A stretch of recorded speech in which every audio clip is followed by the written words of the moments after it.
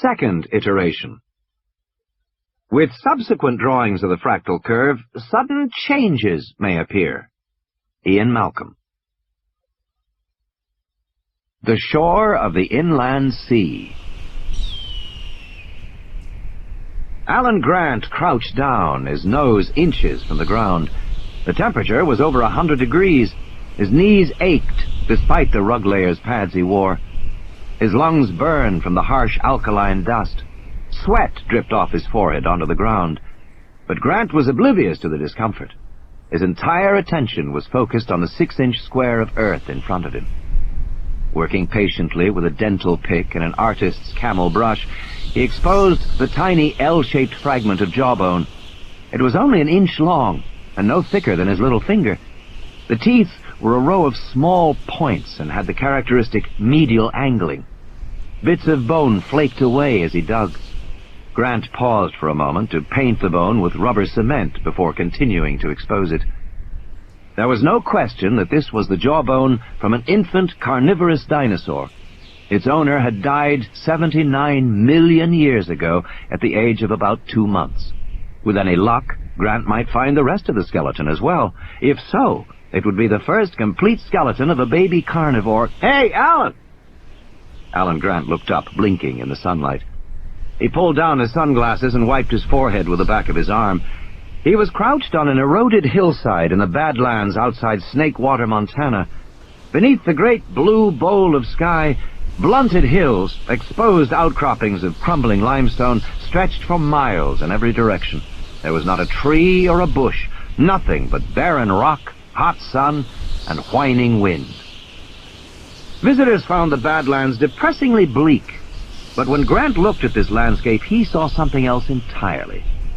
This barren land was what remained of another very different world, which had vanished 80 million years ago. In his mind's eye, Grant saw himself back in the warm, swampy bayou that formed the shoreline of a great inland sea.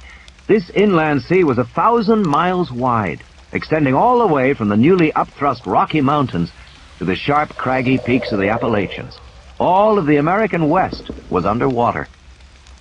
At that time, there were thin clouds in the sky overhead, darkened by the smoke of nearby volcanoes. The atmosphere was denser, richer in carbon dioxide. Plants grew rapidly along the shoreline. There were no fish in these waters, but there were clams and snails. Pterosaurs swooped down to scoop algae from the surface.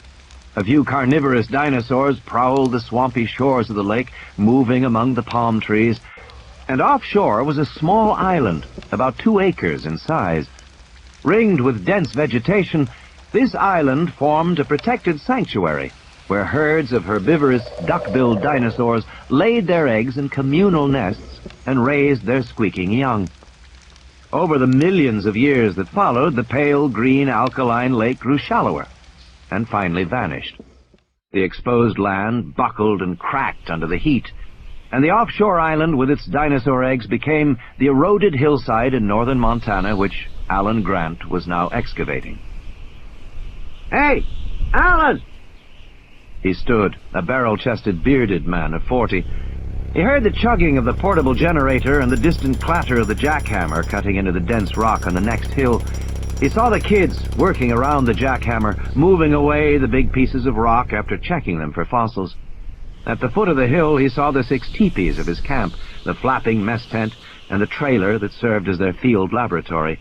And he saw Ellie, waving to him from the shadow of the field laboratory. "Visitor!" she called, and pointed to the east. Grant saw the cloud of dust, and the blue Ford sedan bouncing over the rutted road toward them. He glanced at his watch. Right on time.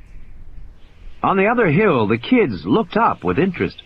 They didn't get many visitors in Snakewater, and there had been a lot of speculation about what a lawyer from the Environmental Protection Agency would want to see Alan Grant about. But Grant knew that paleontology, the study of extinct life, had in recent years taken on an unexpected relevance to the modern world. The modern world was changing fast, and urgent questions about the weather, deforestation, global warming, or the ozone layer often seemed answerable, at least in part, with information from the past, information that paleontologists could provide. He had been called as an expert witness twice in the past few years. Grant started down the hill to meet the car. The visitor coughed in the white dust as he slammed the car door. "Bob Morris, EPA," he said, extending his hand. "I'm with the San Francisco office." Grant introduced himself and said, "You look hot. Want a beer?" "Jesus, yeah." Morris was in his late 20s, wearing a tie and pants from a business suit. He carried a briefcase. His wingtip shoes crunched on the rocks as they walked toward the trailer. "When I first came over the hill, I thought this was an Indian reservation," Morris said, pointing to the teepees. "No," Grant said, "just the best way to live out here." Grant explained that in 1978, the first year of the excavations, they had come out in North Slope octahedral tents, the most advanced available, but the tents always blew over in the wind. They tried other kinds of tents with the same result. Finally, they started putting up teepees, which were larger inside, more comfortable, and more stable in wind. "These are Blackfoot teepees built around 4 poles," Grant said.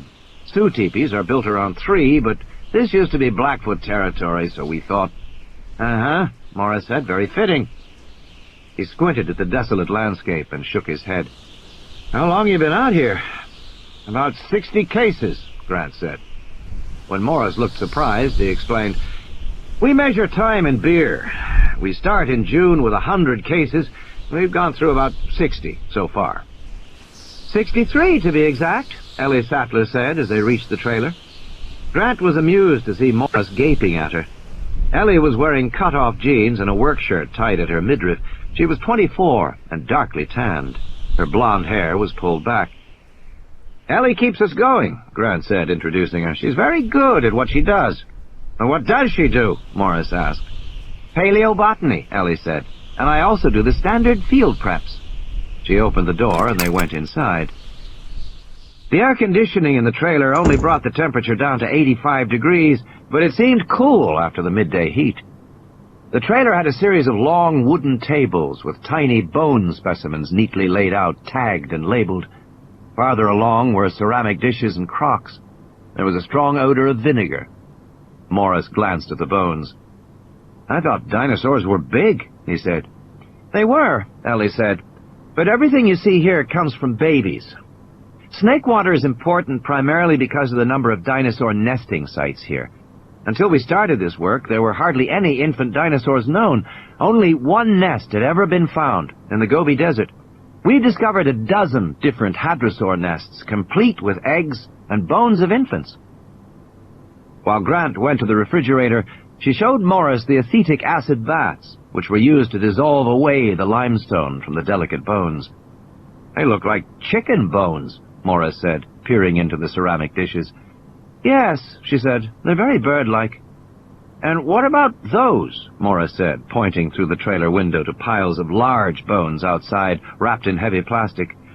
"Rejects," Ellie said. "Bones too fragmentary when we took them out of the ground. In the old days, we just discard them, but nowadays we send them for genetic testing." "Genetic testing?" Morris said. "Here you go," Grant said, thrusting a beer into his hand. He gave another to Ellie. She chugged hers, throwing her long neck back. Morris stared.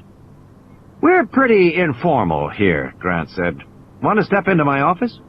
"Sure," Morris said. Grant led him to the end of the trailer, where there was a torn couch, a sagging chair, and a battered end table. Grant dropped onto the couch, which creaked and exhaled a cloud of chalky dust. He leaned back, thumped his boots up on the end table, and gestured for Morris to sit in the chair. "Make yourself comfortable." Grant was a professor of paleontology at the University of Denver, and one of the foremost researchers in his field, but he had never been comfortable with social niceties. He saw himself as an outdoor man, and he knew that all the important work in paleontology was done outdoors with your hands. Grant had little patience for the academics, for the museum curators, for what he called teacup dinosaur hunters, and he took some pains to distance himself in dress and behavior from the teacup dinosaur hunters, even delivering his lectures in jeans and sneakers. Grant watched as Morris primly brushed off the seat of the chair before he sat down. Morris opened his briefcase, rummaged through his papers, and glanced back at Ellie, who was lifting bones with tweezers from the acid bath at the other end of the trailer, paying no attention to them. "You're probably wondering why I'm here." Grant nodded. "It's a long way to come, Mr. Morris." "Well," Morris said, "to get right to the point, the EPA is concerned about the activities of the Hammond Foundation. You receive some funding from them." $30,000 a year, Grant said, nodding. "For the last 5 years. "What do you know about the foundation?" Morris said. Grant shrugged.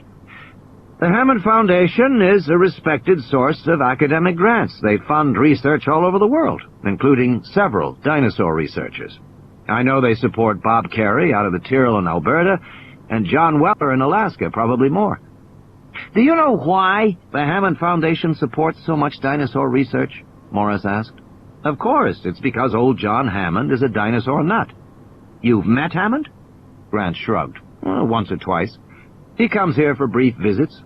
He's quite elderly, you know, and eccentric, the way rich people sometimes are, but always very enthusiastic." "Why?" "Well," Morris said, "the Hammond Foundation is actually a rather mysterious organization." He pulled out a Xeroxed world map marked with red dots and passed it to Grant. "These are the digs the Foundation financed last year. Notice anything odd about them? Montana, Alaska, Canada, Sweden. They're all sites in the north. There's nothing below the 45th parallel." Morris pulled out more maps. "It's the same year after year. Dinosaur projects to the south in Utah or Colorado or Mexico never get funded. The Hammond Foundation only supports cold-weather digs. We'd like to know why." Grant shuffled through the maps quickly. If it was true that the Foundation only supported cold-weather digs, then it was strange behavior, because some of the best dinosaur researchers were working in hot climates, and there are other puzzles, Morris said.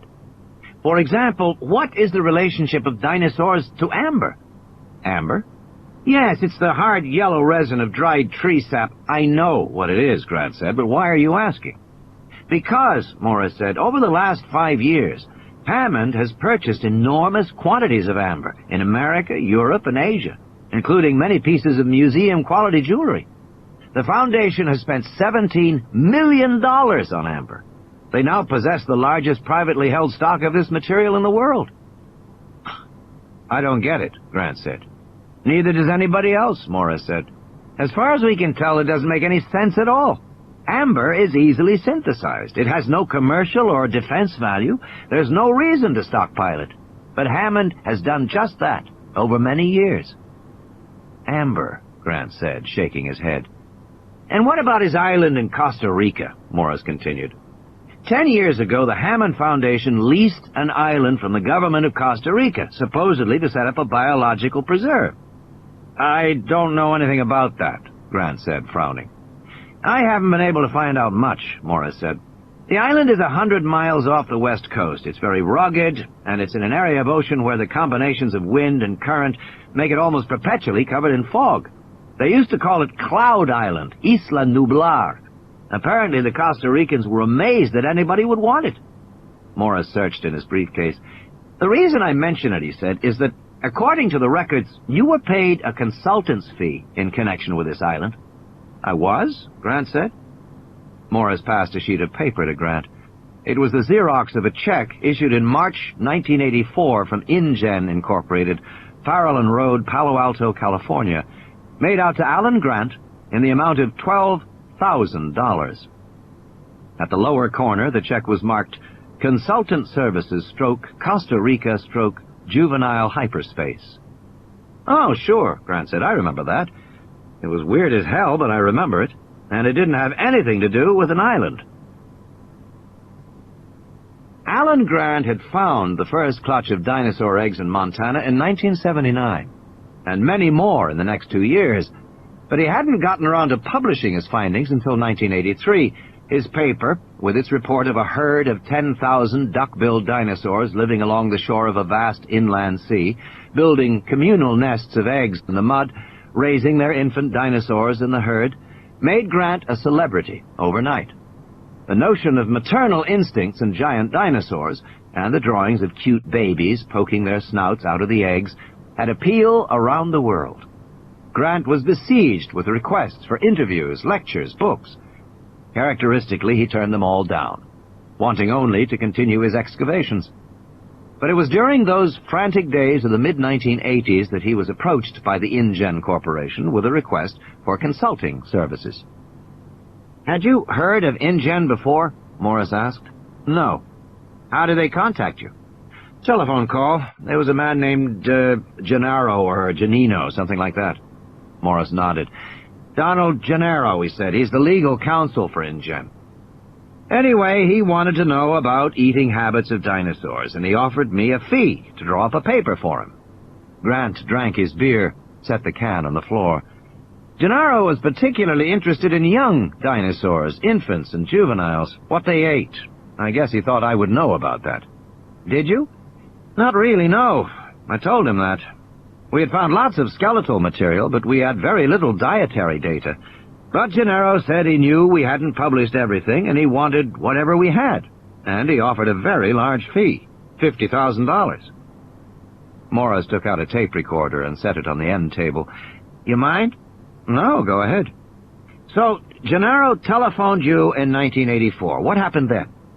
"Well," Grant said, "you see our operation here. 50,000 would support 2 full summers of digging. I told him I'd do what I could." "So you agreed to prepare a paper for him?" "Yes." "On the dietary habits of juvenile dinosaurs?" "Yes." "You met Gennaro?" "No, just on the phone." "Did Gennaro say why he wanted this information?" "Yes," Grant said. "He was planning a museum for children, and he wanted to feature baby dinosaurs. He said he was hiring a number of academic consultants and named them. There were paleontologists like me, and a mathematician from Texas named Ian Malcolm, and a couple of ecologists. A systems analyst. Good group." Morris nodded, making notes. "So you accepted the consultancy?" "Yes. I agreed to send him a summary of our work, what we knew about the habits of the duck-billed hadrosaurs we'd found." "What kind of information did you send?" Morris asked. "Everything. Nesting behavior, territorial ranges, feeding behavior, social behavior, everything." "And how did Gennaro respond?" "He kept calling and calling, sometimes in the middle of the night. Would the dinosaurs eat this? Would they eat that? Should the exhibit include this?" I could never understand why he was so worked up. I mean, I think dinosaurs are important too, but not that important. They've been dead 65 million years. You'd think his calls could wait until morning. "I see," Morris said. "And the $50,000? Grant shook his head. "I got tired of Gennaro and called the whole thing off. We settled up for $12,000. That must have been about the middle of '85. Morris made a note. "And InGen, any other contact with him?" "Not since 1985. "And when did the Hammond Foundation begin to fund your research?" "I'd have to look," Grant said, "but it was around then, mid-'80s. "And you know Hammond as just a rich dinosaur enthusiast?" "Yes." Morris made another note. "Look," Grant said, "if the EPA is so concerned about John Hammond and what he's doing, the dinosaur sites in the north, the amber purchases, the island in Costa Rica, why don't you just ask him about it?" "At the moment we can't," Morris said. "Why not?" Grant said. "Because we don't have any evidence of wrongdoing," Morris said. "But personally, I think it's clear John Hammond is evading the law." "I was first contacted," Morris explained, "by the Office of Technology Transfer. The OTT monitors shipments of American technology which might have military significance. They called to say that InGen had 2 areas of possible illegal technology transfer. First, InGen shipped 3 Cray XMPs to Costa Rica. InGen characterized it as transfer within corporate divisions and said they weren't for resale, but OTT couldn't imagine why the hell somebody'd need that power in Costa Rica. 3 Crays, Grant said. "Is that a kind of computer?" Morris nodded. "Very powerful supercomputers. To put it in perspective, 3 Crays represent more computing power than any other privately held company in America. And InGen sent the machines to Costa Rica. You have to wonder why." I give up. Why? Grant said. Nobody knows. And the hoods are even more worrisome, Morris continued. Hoods are automated gene sequencers, machines that work out the genetic code by themselves. They're so new that they haven't been put on the restricted list yet. But any genetic engineering lab is likely to have one if it can afford the $500,000 price tag. He flipped through his notes. Well, it seems InGen shipped 24 hood sequencers to their island in Costa Rica.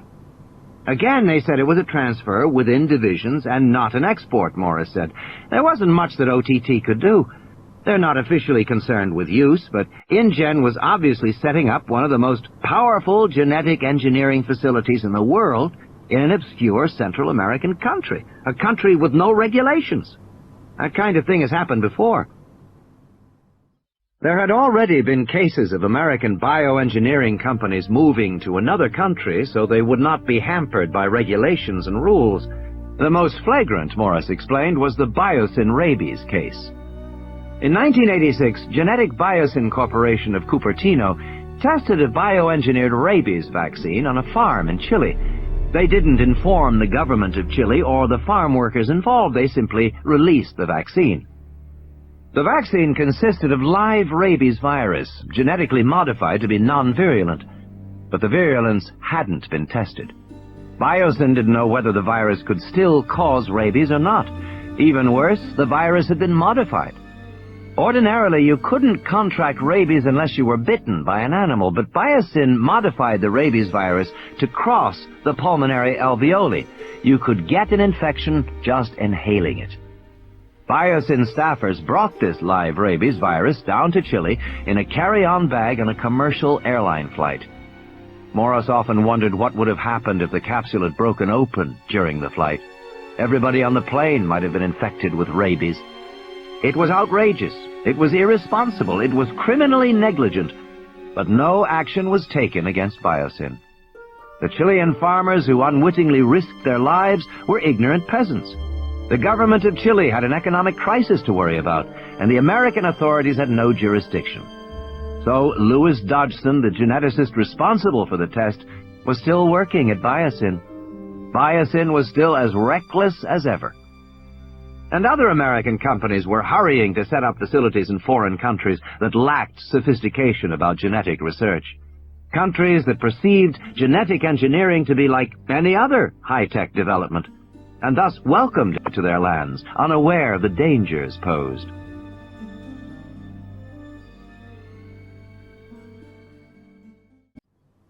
So that's why we began our investigation of InGen, Morris said, about 3 weeks ago. And what have you actually found? Grant said. Not much, Morris admitted. When I go back to San Francisco, we'll probably have to close the investigation. And I think I'm about finished here. He started packing up his briefcase. By the way, what does juvenile hyperspace mean? That's just a fancy label for my report, Grant said. Hyperspace is a term for multidimensional space, like three-dimensional tic-tac-toe. If you were to take all the behaviors of an animal, its eating and movement and sleeping, you could plot the animal within the multidimensional space. Some paleontologists refer to the behavior of an animal as occurring in an ecological hyperspace. Juvenile hyperspace would just refer to the behavior of juvenile dinosaurs, if you wanted to be as pretentious as possible. At the far end of the trailer, the phone rang. Ellie answered it. She said, "He's in a meeting right now. Can he call you back?" Morris snapped his briefcase shut and stood. "Thanks for your help and the beer," he said. "No problem," Grant said. Grant walked with Morris down the trailer to the door at the far end. Morris said, "Did Hammond ever ask for any physical materials from your site, bones or eggs or anything like that?" "No," Grant said. "Dr. Sattler mentioned you do some genetic work here." "Well, not exactly," Grant said. "When we remove fossils that are broken, or for some other reason not suitable for museum preservation, we send the bones out to a lab that grinds them up and tries to extract proteins for us. The proteins are then identified, and the report is sent back to us." "Which lab is that?" Morris asked. "Medical Biologic Services in Salt Lake." "How'd you choose them?" "Competitive bids." The lab has nothing to do with InGen? Morris asked. Not that I know, Grant said. They came to the door of the trailer. Grant opened it and felt the rush of hot air from outside. Morris paused to put on his sunglasses. One last thing, Morris said. Suppose InGen wasn't really making a museum exhibit. Is there anything else they could have done with the information in the report you gave them? Grant laughed. Sure, they could feed a baby hadrosaur. Morris laughed too. Baby hadrosaur. That'd be something to see. How big were they? About so, Grant said, holding his hands 6 inches apart. Squirrel size. And how long before they become full-grown? 3 years, Grant said, give or take. Morris held out his hand. Well, thanks again for your help. Take it easy driving back, Grant said. He watched for a moment as Morris walked back toward his car, and then closed the trailer door. Grant said, What did you think? Ellie shrugged. Naive. You like the part where John Hammond is the evil arch-villain? Grant laughed. John Hammond's about as sinister as Walt Disney. By the way, who called? Oh, Ellie said, it was a woman named Alice Levin. She works at Columbia Medical Center. You know her? Grant shook his head. No. Well, it was something about identifying some remains. She wants you to call her back right away. Skeleton. Ellie Sattler brushed a strand of blonde hair back from her face and turned her attention to the acid baths. She had 6 in a row, at molar strengths from 5 to 30%. She had to keep an eye on the stronger solutions because they would eat through the limestone and begin to erode the bones. And infant dinosaur bones were so fragile. She marveled that they had been preserved at all after 80 million years. She listened idly as Grant said, Miss Levin, this is Alan Grant. And what's this about a... You have what? A what?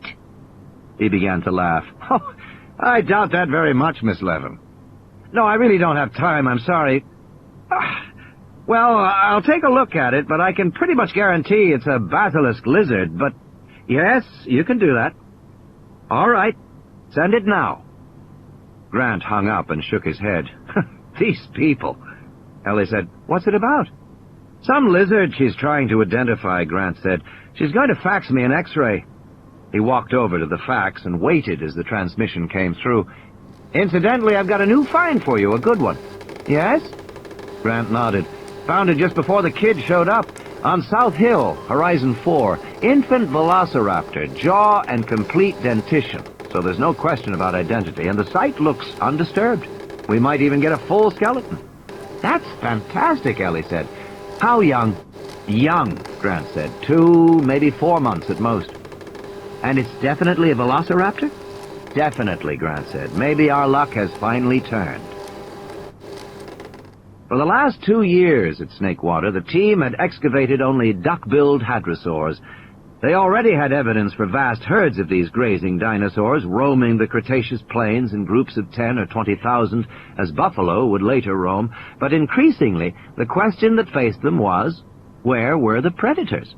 They expected predators to be rare, of course. Studies of predator-stroke-prey populations in the game parks of Africa and India suggested that, roughly speaking, there was 1 predatory carnivore for every 400 herbivores. That meant a herd of 10,000 duckbills would support only 25 tyrannosaurs. So it was unlikely that they would find the remains of a large predator. But where were the smaller predators? Snakewater had dozens of nesting sites. In some places, the ground was literally covered with fragments of dinosaur eggshells, and many small dinosaurs ate eggs. Animals like Dromaeosaurus, Oviraptor, Velociraptor, and Silurus, predators 3 to 6 feet tall, must have been found here in abundance. But they had discovered none so far. Perhaps this Velociraptor skeleton did mean their luck had changed, and an infant. Ellie knew that one of Grant's dreams was to study infant-rearing behavior in carnivorous dinosaurs, as he had already studied the behavior of herbivores. Perhaps this was the first step toward that dream. You must be pretty excited, Ellie said. Grant didn't answer. I said you must be excited, Ellie repeated. My God, Grant said.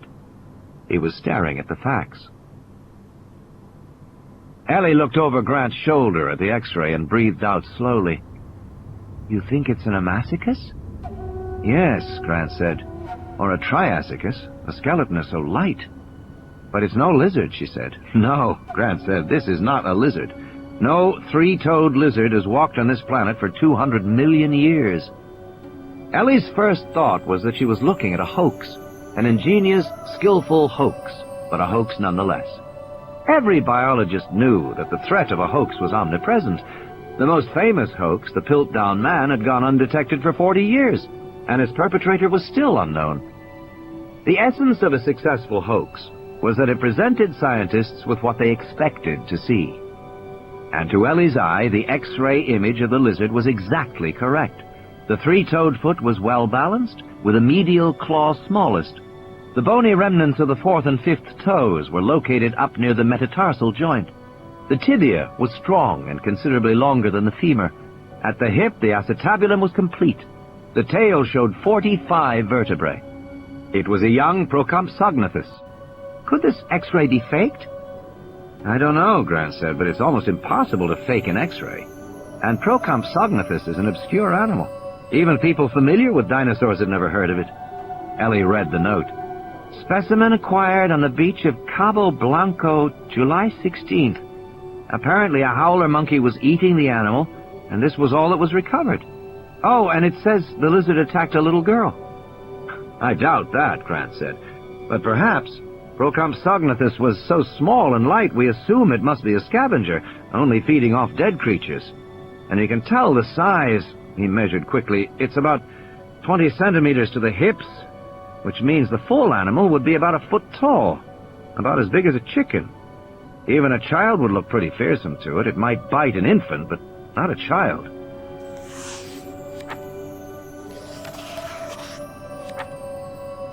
"20 centimeters to the hips, which means the full animal would be about a foot tall, about as big as a chicken."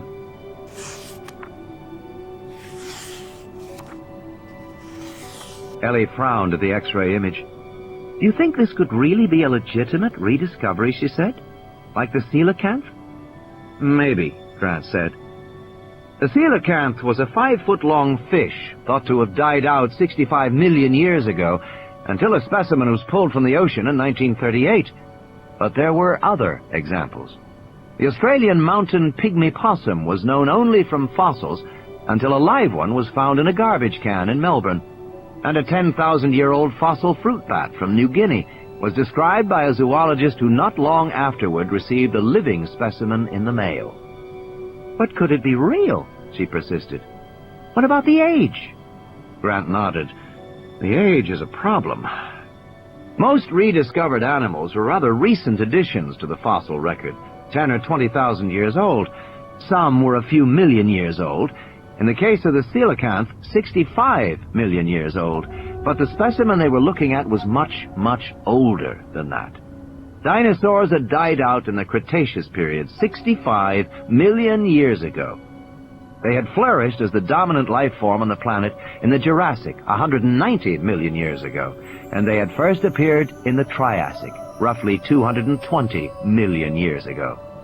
It was during the early Triassic period that Procompsognathus had lived, a time so distant that our planet didn't even look the same.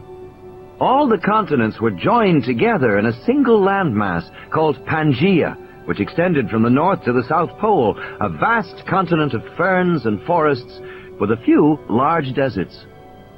The air was denser, the land was warmer, there were hundreds of active volcanoes, and it was in this environment that Procompsognathus lived. "Well," Ellie said, "we know animals have survived. Crocodiles are basically Triassic animals living in the present. Sharks are Triassic, so we know it has happened before." Grant nodded. "And the thing is," he said, "how else do we explain it? It's either a fake, which I doubt, or else it's a rediscovery. What else could it be?" The phone rang. "Alice Levin again," Grant said. "Let's see if she'll send us the actual specimen." He answered it and looked at Ellie, surprised. "Yes, I'll hold for Mr. Hammond." "Yes, of course." "Hammond? What does he want?" Ellie said.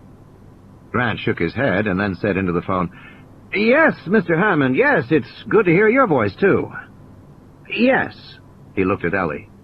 "Oh, you did? Oh, yes? Is that right?" He cupped his hand over the mouthpiece and said, "Still eccentric as ever. You've got to hear this." Grant pushed the speaker button, and Ellie heard a raspy old man's voice speaking rapidly. "Hell of an annoyance from some EPA fellow. Seems to have gone off half-cocked, all on his own, running around the country talking to people, stirring up things. I don't suppose anybody's come to see you way out there." "As a matter of fact," Grant said, "somebody did come to see me." Hammond snorted. "I was afraid of that smart-ass kid named Morris." "Yes, his name was Morris," Grant said. "He's going to see all our consultants," Hammond said. "He went to see Ian Malcolm the other day, you know, the mathematician in Texas. That's the first I knew of it. We're having one hell of a time getting a handle on this thing. It's typical of the way government operates. There isn't any complaint, there isn't any charge, just harassment from some kid who's unsupervised and is running around at the taxpayer's expense. Did he bother you? Disrupt your work?" No, he didn't bother me." "Well, that's too bad in a way," Hammond said, "because I'd try and get an injunction to stop him if he had. As it is, I had our lawyers call over at EPA to find out what the hell their problem is. The head of the office claims he didn't know there was any investigation. You figure that one out. Damn bureaucracy is all it is. Hell, I think this kid's trying to get down to Costa Rica, poke around, get onto our island. You know we have an island down there?" "No," Grant said, looking at Ellie. "I didn't know." "Oh, yes, we bought it and started our operation, 4 or 5 years ago now. I forget exactly. Called Isla Nublar. Big island, 100 miles offshore. Going to be a biological preserve. Wonderful place, tropical jungle. You know, you ought to see it, Dr. Grant." "Sounds interesting," Grant said. "But actually, it's almost finished now, you know," Hammond said. "I've sent you some material about it. Did you get my material?" "No, but we're pretty far from... Maybe it'll come today. Look it over. The island's just beautiful. It's got everything. We've been in construction now 30 months. You can imagine. Big park. Opens in September next year. You really ought to go see it." "It sounds wonderful, but as a matter of fact," Hammond said, "I'm going to insist you see it, Dr. Grant. I know you'd find it right up your alley. You'd find it fascinating." "I'm in the middle of..." Grant said. "Say, I'll tell you what," Hammond said, as if the idea had just occurred to him. "I'm having some of the people who consulted for us go down there this weekend. Spend a few days and look it over. At our expense, of course. It'd be terrific if you'd give us your opinion." "I couldn't possibly," Grant said. "Oh, just for a weekend," Hammond said, with the irritating, cheery persistence of an old man. "That's all I'm talking about, Dr. Grant. I wouldn't want to interrupt your work. I know how important that work is. Believe me, I know that. Never interrupt your work. But you could hop on down there this weekend and be back on Monday." "No, I couldn't," Grant said. "I just found a new skeleton and..." "Yes, fine, but I still think you should come," Hammond said, not really listening. "And we've just received some evidence for a very puzzling and remarkable find, which seems to be a living procompsognathed." "Oh, what?" Hammond said, slowing down. "I didn't quite get that. You said a living procompsognathed?" "That's right," Grant said. "It's a biological specimen, a partial fragment of an animal collected from Central America, a living animal." "You don't say," Hammond said. "A living animal? How extraordinary." "Yes," Grant said, "we think so too. So, you see, this isn't the time for me to be leaving... Central America, did you say?" "Yes. Where in Central America is it from, do you know?" "A beach called Cabo Blanco. I don't know exactly where." "I see." Hammond cleared his throat. "And when did this, specimen arrive in your hands?" "Just today." "Today? I see. Today. I see. Yes." Hammond cleared his throat again. Grant looked at Ellie and mouthed, "What's going on?" Ellie shook her head. "Sounds upset." Grant mouthed, "See if Morris is still here." She went to the window and looked out, but Morris's car was gone. She turned back. On the speaker, Hammond coughed. Dr. Grant, have you told anybody about it yet?" No. Good. That's good. Well, yes. I'll tell you frankly, Dr. Grant, I'm having a little problem about this island. This EPA thing is coming at just the wrong time. How's that? Grant said. Well, we've had our problems and some delays. Let's just say that I'm under a little pressure here, and I'd like you to look at this island for me. Give me your opinion. I'll be paying you the usual weekend consultant rate of $20,000 a day. That'll be $60,000 for 3 days. And if you can spare Dr. Sattler, she'll go at the same rate. We need a botanist. What do you say? Ellie looked at Grant as he said, Well, Mr. Hammond, that much money would fully finance our expeditions for the next 2 summers. Good, good, Hammond said blandly. He seemed distracted now, his thoughts elsewhere. I want this to be easy. Now, I'm sending the corporate jet to pick you up at that private airfield east of Choto. You know the one I mean? It's only about 2 hours' drive from where you are. You be there at 5 p.m. tomorrow, and I'll be waiting for you. Take you right down. Can you and Dr. Sattler make that plane? I guess we can. Good. Pack lightly. You don't need passports. I'm looking forward to it. See you tomorrow, Hammond said, and he hung up. Cowan, Swain, and Ross.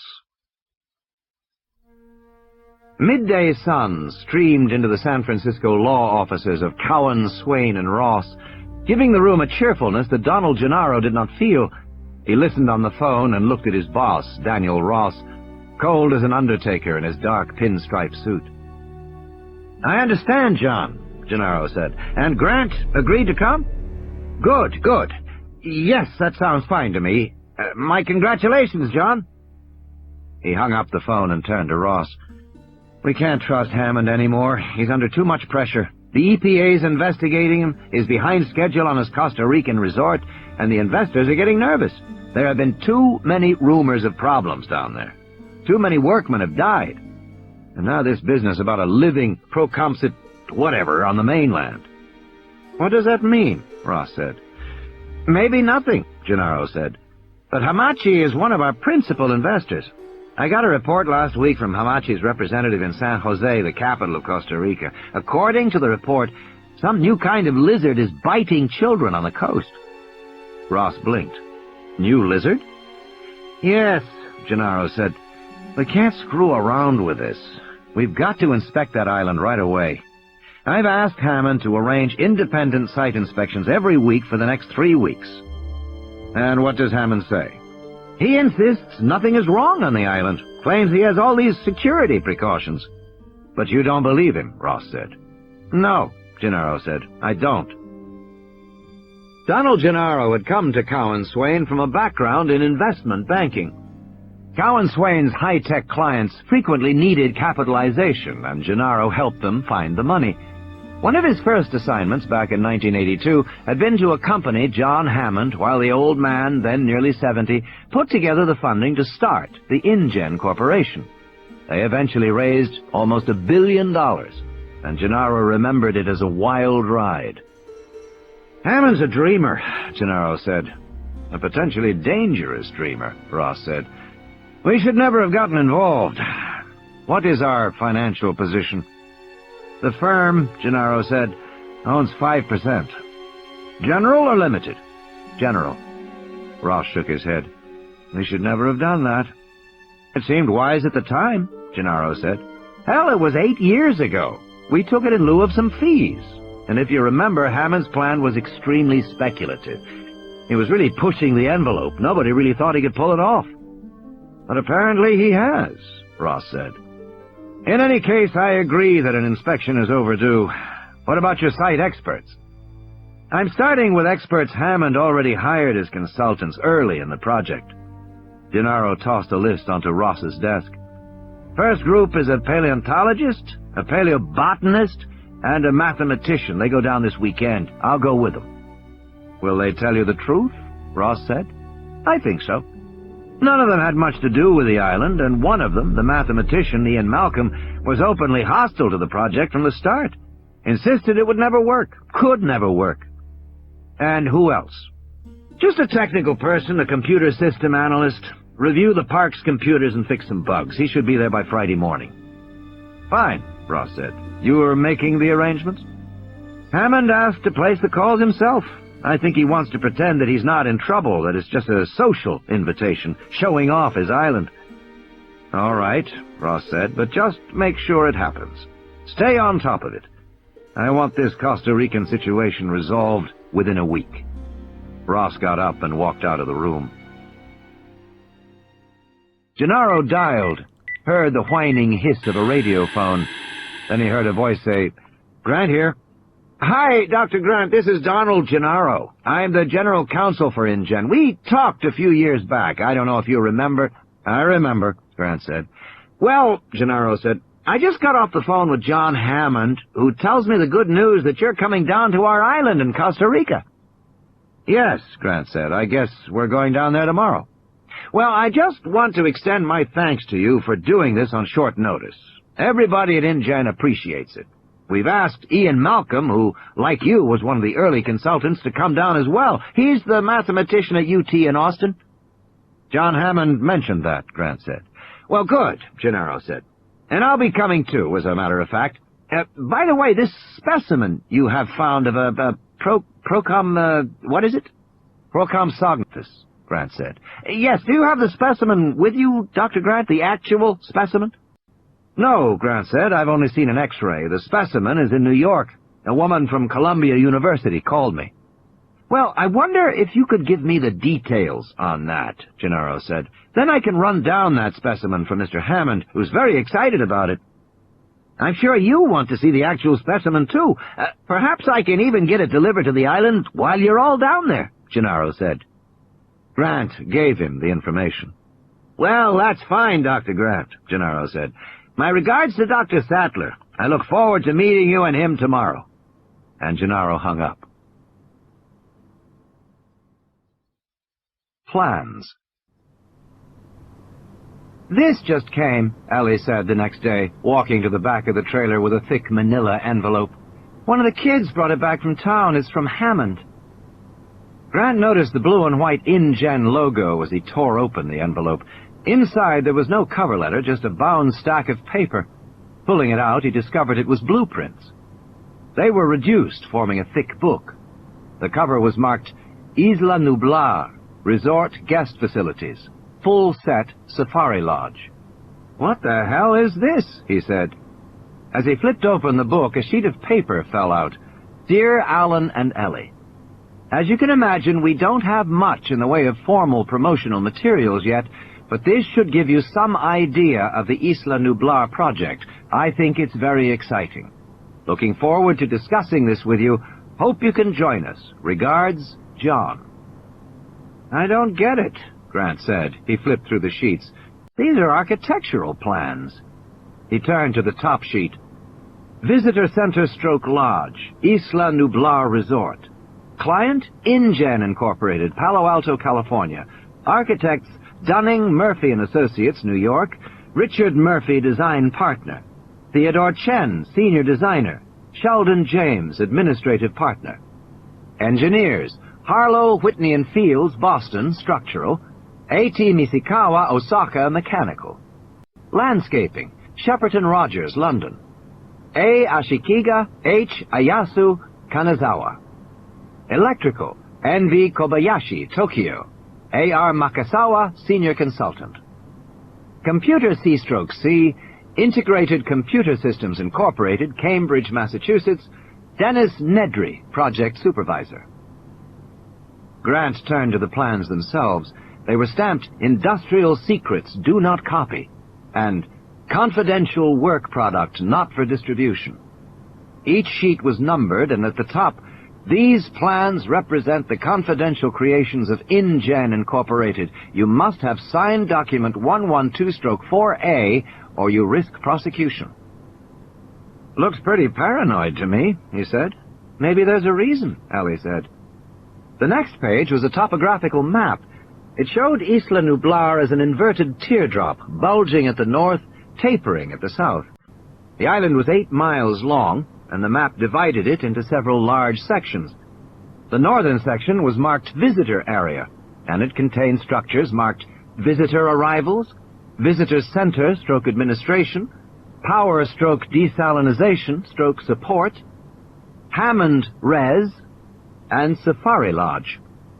Grant could see the outline of a swimming pool, the rectangles of tennis courts, and the round squiggles that represented planting and shrubbery. "Looks like a resort, all right," Ellie said. There followed detail sheets for the Safari Lodge itself. In the elevation sketches, the lodge looked dramatic, a long, low building with a series of pyramid shapes on the roof, but there was little about the other buildings in the visitor area, and the rest of the island was even more mysterious. As far as Grant could tell, it was mostly open space. A network of roads, tunnels, and outlying buildings, and a long, thin lake that appeared to be man-made with concrete dams and barriers. But for the most part, the island was divided into big, curving areas with very little development at all. Each area was marked by codes. Stroke P, stroke Proc, stroke V, stroke 2A. Stroke D, stroke Trice, stroke L, stroke 5, parenthesis 4A plus 1, end parenthesis, and so on. "Is there an explanation for the codes?" she said. Grant flipped the pages rapidly, but he couldn't find one. "Maybe they took it out," she said.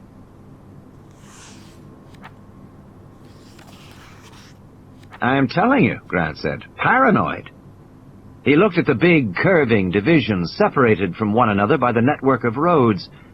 There were only 6 divisions on the whole island, and each division was separated from the road by a concrete moat. Outside each moat was a fence with a little lightning sign alongside it. That mystified them until they were finally able to figure out it meant the fences were electrified. "That's odd," she said. "Electrified fences at a resort?" "Miles of them," Grant said. "Electrified fences and moats together. And usually with a road alongside them as well." "Just like a zoo," Ellie said. They went back to the topographical map and looked closely at the contour lines. The roads had been placed oddly. The main road ran north-south, right through the central hills of the island, including one section of road that seemed to be literally cut into the side of a cliff above a river. It began to look as if there had been a deliberate effort to leave these open areas as big enclosures, separated from the roads by moats and electric fences. And the roads were raised up above ground level so you could see over the fences. "You know," Ellie said, "some of these dimensions are enormous. Look at this. This concrete moat is 30 feet wide. That's like a military fortification." "So are these buildings," Grant said. He had noticed that each open division had a few buildings, usually located in out-of-the-way corners, but the buildings were all concrete, with thick walls. In side-view elevations, they looked like concrete bunkers, with small windows, like the Nazi pillboxes from old war movies. At that moment, they heard a muffled explosion, and Grant put the papers aside. "Back to work," he said. "Fire!" There was a slight vibration, and then yellow contour lines traced across the computer screen. This time the resolution was perfect, and Alan Grant had a glimpse of the skeleton, beautifully defined, the long neck arched back. It was unquestionably an infant velociraptor, and it looked in perfect... The screen went blank. "I hate computers," Grant said, squinting in the sun. "What happened now?" "Lost the integrator input," one of the kids said. "Just a minute." The kid bent to look at the tangle of wires going into the back of the battery-powered portable computer. They had set the computer up on a beer carton on top of Hill 4, not far from the device they called Thumper. Grant sat down on the side of the hill and looked at his watch. He said to Ellie, "We're going to have to do this the old-fashioned way." One of the kids overheard. "Ah, Alan." "Look," Grant said, "I've got a plane to catch, and I want the fossil protected before I go." Once you began to expose a fossil, you had to continue, or risk losing it. Visitors imagined the landscape of the Badlands to be unchanging, but in fact, it was continuously eroding, literally right before your eyes. All day long, you could hear the clatter of pebbles rolling down the crumbling hillside, and there was always a risk of a rainstorm. Even a brief shower would wash away a delicate fossil. Thus, Grant's partially exposed skeleton was at risk, and it had to be protected until he returned. Fossil protection ordinarily consisted of a tarp over the site and a trench around the perimeter to control water runoff. The question was how large a trench the Velociraptor fossil required. To decide that, they were using computer-assisted sonic tomography, or CAST, C-A-S-T. This was a new procedure in which Thumper fired a soft lead slug into the ground, setting up shock waves that were read by the computer and assembled into a kind of X-ray image of the hillside. They had been using it all summer with varying results. Thumper was 20 feet away now, a big silver box on wheels with an umbrella on top. It looked like an ice cream vendor's pushcart, parked incongruously on the Badlands. Thumper had 2 youthful attendants loading the next soft lead pellet.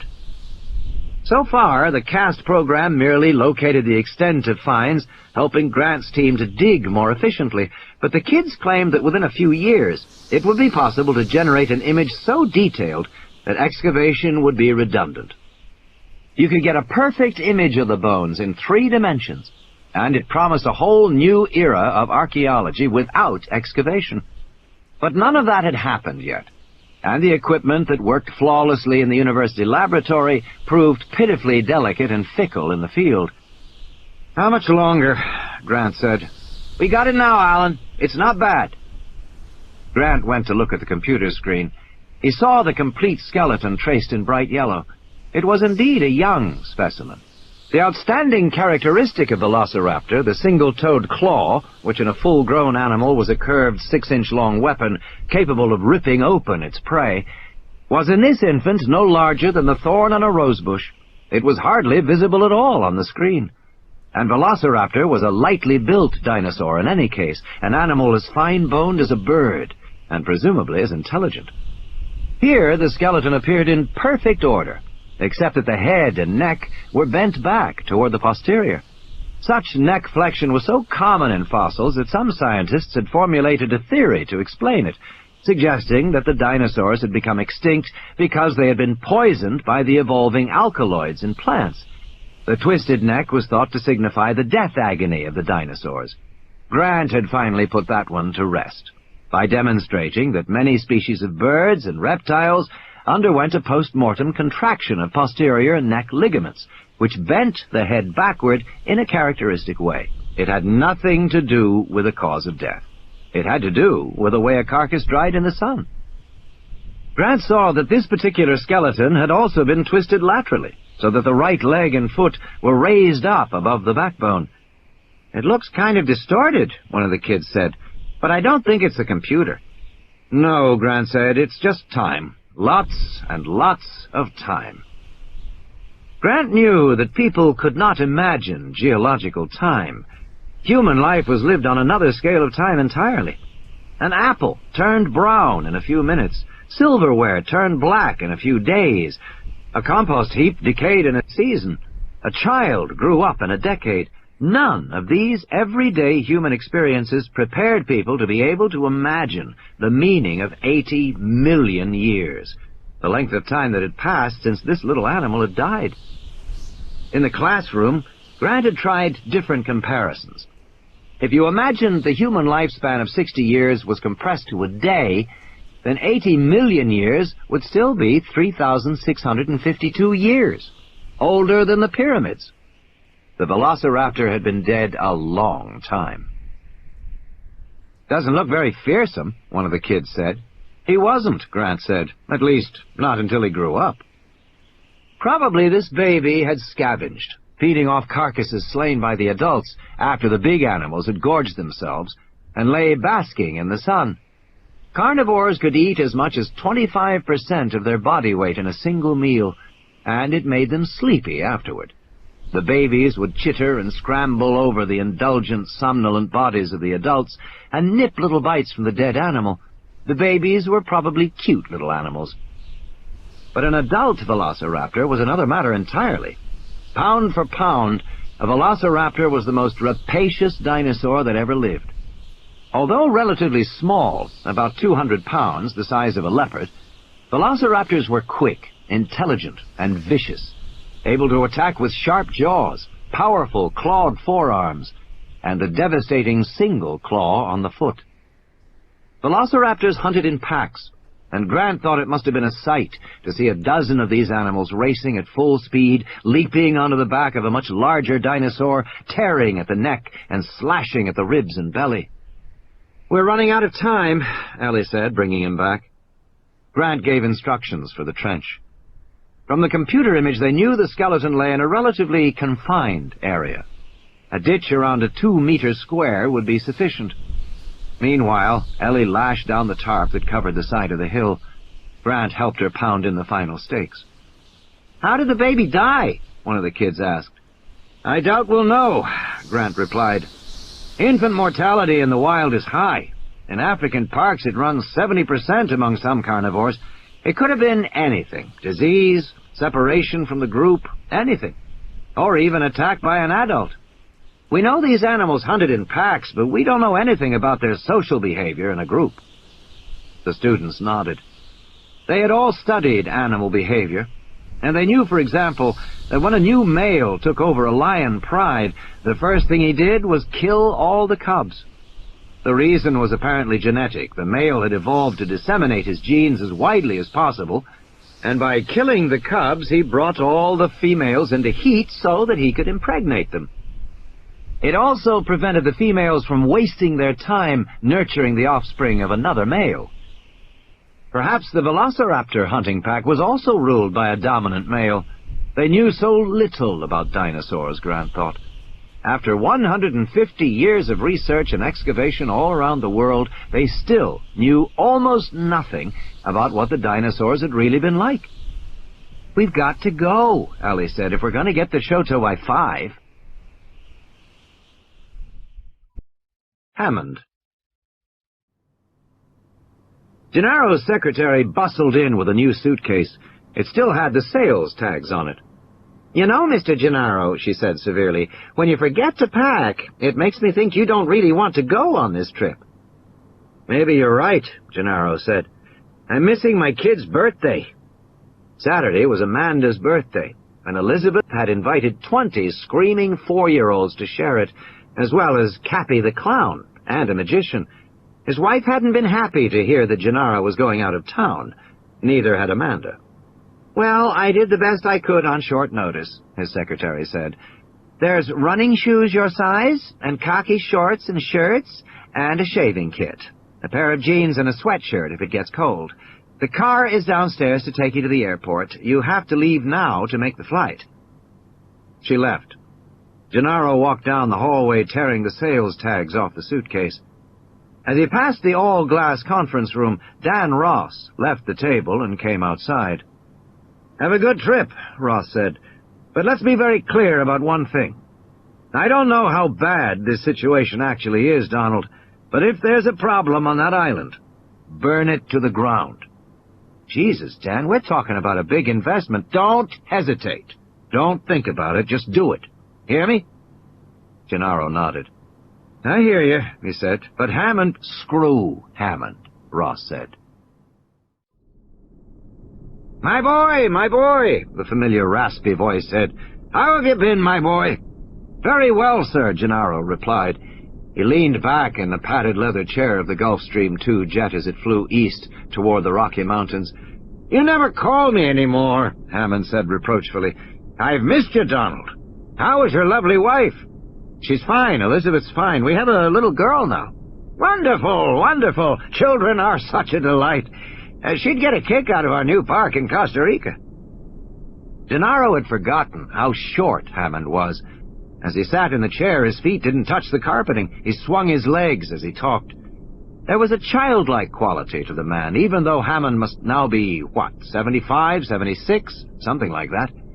He looked older than Gennaro remembered, but then Gennaro hadn't seen him for almost 5 years. Hammond was flamboyant, a born showman. And back in 1983, he had an elephant that he carried around with him in a little cage. The elephant was 9 inches high and a foot long and perfectly formed, except his tusks were stunted. Hammond took the elephant with him to fundraising meetings. Gennaro usually carried it into the room, the cage covered with a little blanket like a tea cozy, and Hammond would give his usual speech about the prospects for developing what he called consumer biologicals.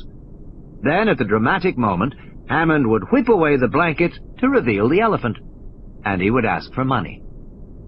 The elephant was always a rousing success. Its tiny body, hardly bigger than a cat's, promised untold wonders to come from the laboratory of Norman Atherton, the Stanford geneticist who was Hammond's partner in the new venture. But as Hammond talked about the elephant, he left a great deal unsaid. For example, Hammond was starting a genetics company, but the tiny elephant hadn't been made by any genetic procedure. Atherton had simply taken a dwarf elephant embryo and raised it in an artificial womb with hormonal modifications. That in itself was quite an achievement, but nothing like what Hammond hinted had been done. Also, Atherton hadn't been able to duplicate his miniature elephant, and he'd tried. For one thing, everybody who saw the elephant wanted one. Then, too, the elephant was prone to colds, particularly during winter. The sneezes coming through the little trunk filled Hammond with dread. And sometimes the elephant would get his tusks stuck between the bars of the cage and snort irritably as he tried to get free. Sometimes he got infections around the tusk line. Hammond always fretted that his elephant would die before Atherton could grow a replacement. Hammond also concealed from prospective investors the fact that the elephant's behavior had changed substantially in the process of miniaturization. The little creature might look like an elephant, but he acted like a vicious rodent, quick-moving and mean-tempered. Hammond discouraged people from petting the elephant to avoid nipped fingers. And although Hammond spoke confidently of $7 billion in annual revenues by 1993, his project was intensely speculative. Hammond had vision and enthusiasm, but there was no certainty that his plan would work at all, particularly since Norman Atherton, the brains behind the project, had terminal cancer, which was a final point Hammond neglected to mention. Even so, with Gennaro's help, Hammond got his money. Between September of 1983 and November of 1985, John Alfred Hammond and his pachyderm portfolio raised $870 million in venture capital to finance his proposed corporation, International Genetic Technologies Incorporated. And they could have raised more, except Hammond insisted on absolute secrecy, and he offered no return on capital for at least 5 years. That scared a lot of investors off. In the end, they'd had to take mostly Japanese consortia. The Japanese were the only investors who had the patience. Sitting in the leather chair of the jet, Gennaro thought about how evasive Hammond was. The old man was now ignoring the fact that Gennaro's law firm had forced this trip on him. Instead, Hammond behaved as if they were engaged in a purely social outing. "It's too bad you didn't bring your family with you, Donald," he said. Gennaro shrugged. "It's my daughter's birthday. 20 kids already scheduled. The cake and the clown, you know how it is." "Oh, I understand," Hammond said. "Kids set their hearts on things." "Anyway, is the park ready for visitors?" Gennaro asked. "Well, not officially," Hammond said. "But the hotel is built, so there is a place to stay." "And the animals?" "Of course, the animals are all there, all in their spaces." Gennaro said, "I remember in the original proposal you were hoping for a total of 12... "Oh, we're far beyond that. We have 238 animals, Donald." 238? The old man giggled, pleased at Gennaro's reaction. "You can't imagine it. We have herds of them." 238? How many species? 15 different species, Donald. "That's incredible," Gennaro said. "That's fantastic. And what about all the other things you wanted, the facilities, the computers?" All of it, Hammond said. "Everything on that island is state-of-the-art. You'll see for yourself, Donald. It's perfectly wonderful. That's why this concern is so misplaced. There's absolutely no problem with the island." Gennaro said, "Then there should be absolutely no problem with an inspection."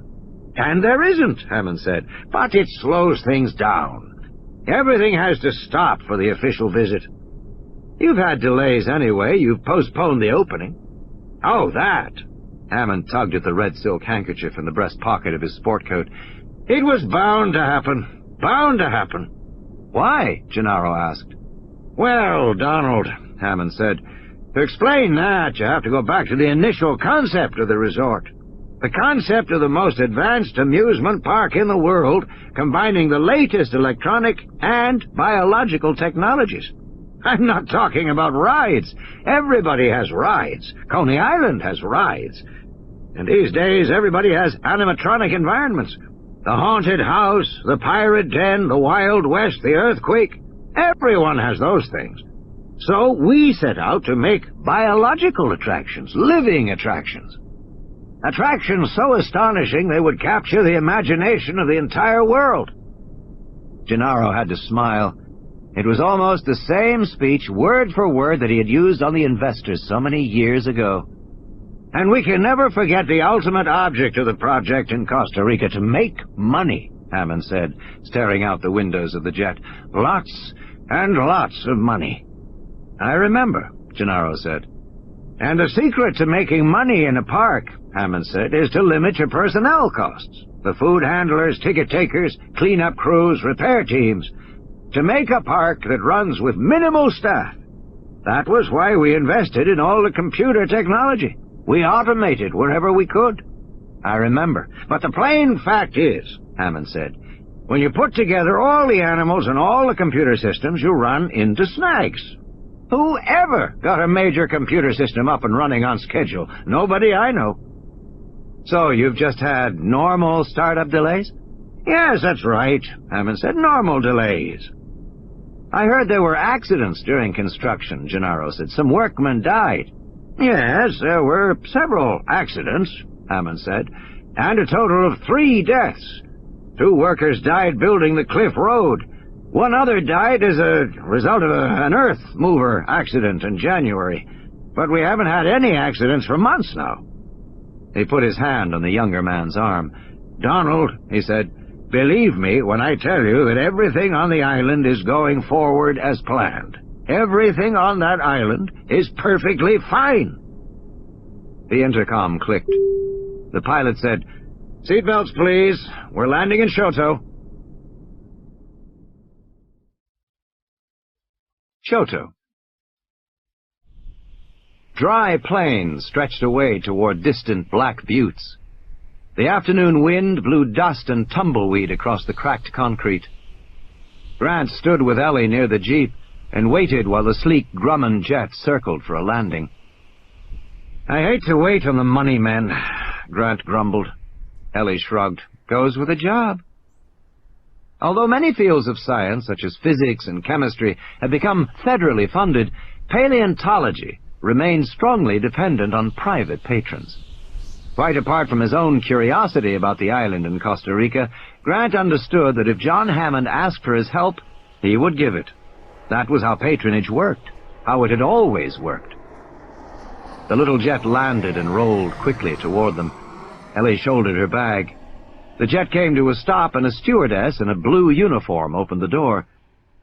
Inside, he was surprised at how cramped it was, despite the luxurious appointments. Grant had to hunch over as he went to shake Hammond's hand. "Dr. Grant and Dr. Sattler," Hammond said. "It's good of you to join us. Allow me to introduce my associate, Donald Gennaro." Gennaro was a stocky, muscular man in his mid-30s, wearing an Armani suit and wire-frame glasses. Grant disliked him on sight. He shook hands quickly. When Ellie shook hands, Gennaro said in surprise, "You're a woman." "These things happen," she said, and Grant thought, she doesn't like him either. Hammond turned to Gennaro. "You know, of course, what Dr. Grant and Dr. Sattler do. They're paleontologists. They dig up dinosaurs." And then he began to laugh as if he found the idea very funny. "Take your seats, please," the stewardess said, closing the door. Immediately, the plane began to move. "You'll have to excuse us," Hammond said, "but we are in a bit of a rush. Donald thinks it's important we get right down there." The pilot announced 4 hours flying time to Dallas, where they would refuel, and then go on to Costa Rica, arriving the following morning. "And how long will we be in Costa Rica?" Grant asked. "Well, that really depends," Gennaro said. "We have a few things to clear up." "Take my word for it," Hammond said, turning to Grant. We'll be down there no more than 48 hours. Grant buckled his seatbelt. This island of yours that we're going to, I haven't heard anything about it before. Is it some kind of secret? In a way, Hammond said. We have been very, very careful about making sure nobody knows about it, until the day we finally open that island to a surprised and delighted public. Target of opportunity. The Biosyn Corporation of Cupertino, California, had never called an emergency meeting of its board of directors. The 10 directors now sitting in the conference room were irritable and impatient. It was 8 p.m. They had been talking among themselves for the last 10 minutes, but slowly had fallen silent, shuffling papers, looking pointedly at their watches. "What are we waiting for?" one asked. "One more," Louis Dodgson said. "We need one more." He glanced at his watch. Ron Meyer's office had said he was coming up on the 6 o'clock plane from San Diego. He should be here by now, even allowing for traffic from the airport. "You need a quorum?" another director asked. "Yes," Dodgson said, "we do." That shut them up for a moment. A quorum meant that they were going to be asked to make an important decision. And God knows they were, although Dodgson would have preferred not to call a meeting at all. But Steingarten, the head of Biosyn, was adamant.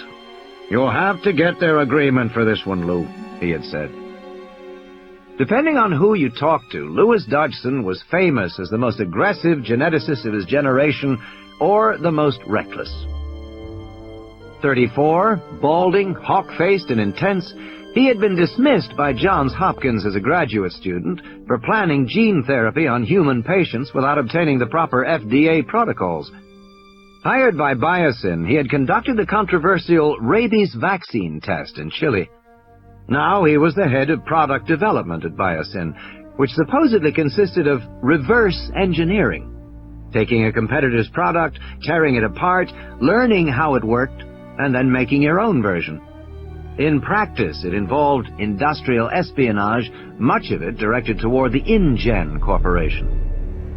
In the 1980s, a few genetic engineering companies began to ask, what is the biological equivalent of a Sony Walkman? These companies weren't interested in pharmaceuticals or health.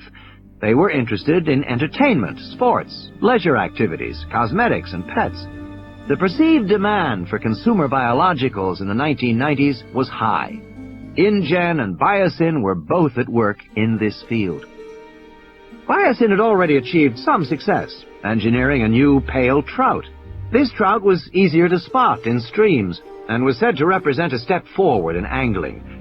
At least it eliminated complaints to the Fish and Game Department that there were no trout in the streams. The fact that the pale trout sometimes died of sunburn and that its flesh was soggy and tasteless was not discussed. Biosyn was still working on that, and the door opened and Ron Meyer entered the room, slipped into a seat. Dodgson now had his quorum. He immediately stood. "Gentlemen," he said, "we're here tonight to consider a target of opportunity, InGen." Dodgson quickly reviewed the background. InGen's startup in 1983 with Japanese investors, the purchase of 3 Cray XMP supercomputers, the purchase of Isla Nublar in Costa Rica, the stockpiling of amber, the unusual donations to zoos around the world, from the New York Zoological Society to the Ranthambore Wildlife Park in India.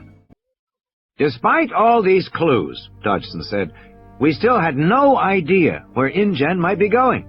The company seemed obviously focused on animals, and they had hired researchers with an interest in the past, paleobiologists, DNA phylogeneticists, and so on.